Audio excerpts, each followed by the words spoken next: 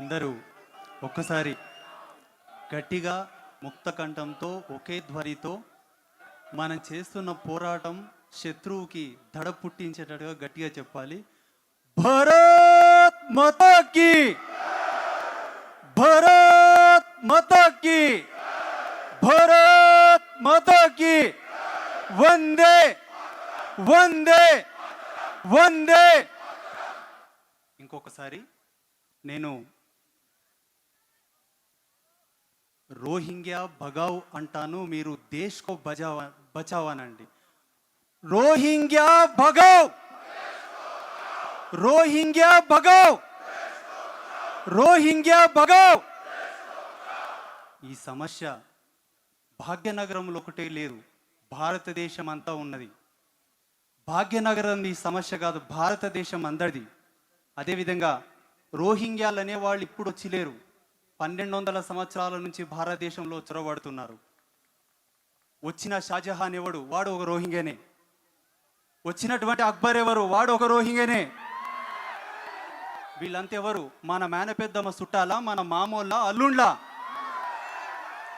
అందుకే ఇప్పటికీ ఈ సమస్యకు పులి స్టాప్ పడకపోతే మన కింది తరం, మీ మనమంగులు మునిమన్మంగుల వరకు ఏమంటారో తెలుసా? మా తాత పెద్ద ఎమ్మెల్యే ఉన్నాడంట, మా తాత పెద్ద మంత్రి ఉన్నాడంట, మా తాత పెద్ద ముఖ్యమంత్రి ఉన్నాడంట, పనికిరాని కొడుకులు మాకు ఈ గతి వెడిపోయినని తిట్టుకోకుండా జాగ్రత్త పడాలి. అవునా కాదా? అవునా కాదా? ఆ గతి మన మనమంగులు మనల్ని అనకుండాలంటే టైగర్ రాజా సింగ్ గారిని ప్రధానమంత్రి చేయాలి. రాజా సింగ్ గారిని ప్రధానమంత్రి చేయాలని ఎంతమంది కోరుకుంటున్నారు?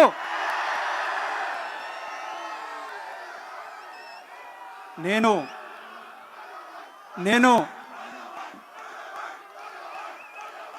ఒక్క నిమిషం, సమయం చాలా తక్కువగా ఉన్నది. మీరందరూ కేరిందలు పెట్టి మీరందరూ ఉత్సాహపడాలని విషయం చెప్పట్లేదు. నేను ఒక సన్యాసిని, ఒక బ్రహ్మచారిని. నా జీవిత ప్రయాణంలో 14 సంవత్సరాల నా సన్యాస యోగంలో నేను చూసినటువంటి భరతమాత ముద్దు బిడ్డ, వీరుడు, ధీరుడు, శూరుడు, మరో ఛత్రపతి శివాజీ.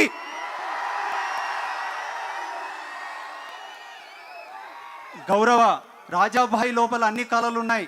రాజనీతి ఉంది, ధర్మం ఉన్నది, వీరత్వం ఉన్నది, సాంసారికమైనటువంటి ధర్మం ఉన్నది.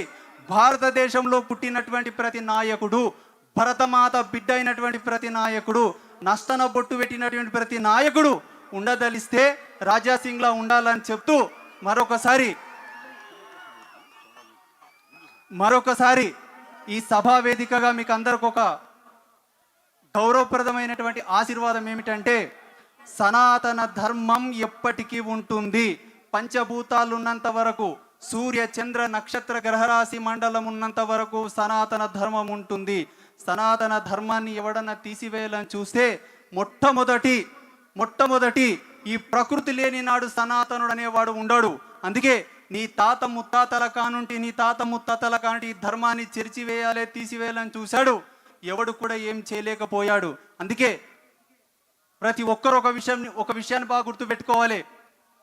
గెలికింది మీరు, ఆరంభం చేసింది మీరు, దీన్ని ఆపాల్సింది కూడా మీరే.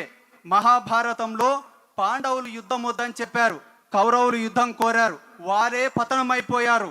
రామాయణంలో కూడా రాముడు యుద్ధం వద్దన్నాడు, రావణాసురుడు యుద్ధం కోరాడు, కాబట్టి రావణుడే పతనమైపోయాడు. అందుకే సనాతన ధర్మంలో ఉండేటువంటి మనం అందరం కూడా సామరస్యం కోరేవాళ్ళమే, శాంతిని బోధించే వాళ్ళమే. ప్రపంచానికి యోగా దినోత్సవం ఇచ్చింది మనమే, ప్రపంచానికి ధ్యానం బోధించింది మనమే. మనం ఎప్పుడు కూడా యుద్ధాన్ని కోరకూడదు. ఒకవేళ యుద్ధమే వస్తే హిందువుదే పై చేయి, హిందువుదే విజయం. ఈ విషయాన్ని అందరూ దృష్టిలో పెట్టుకోవాలని కోరుకుంటూ మరొకసారి భారత్ మాతా కీ, భారత్ మాతా కీ.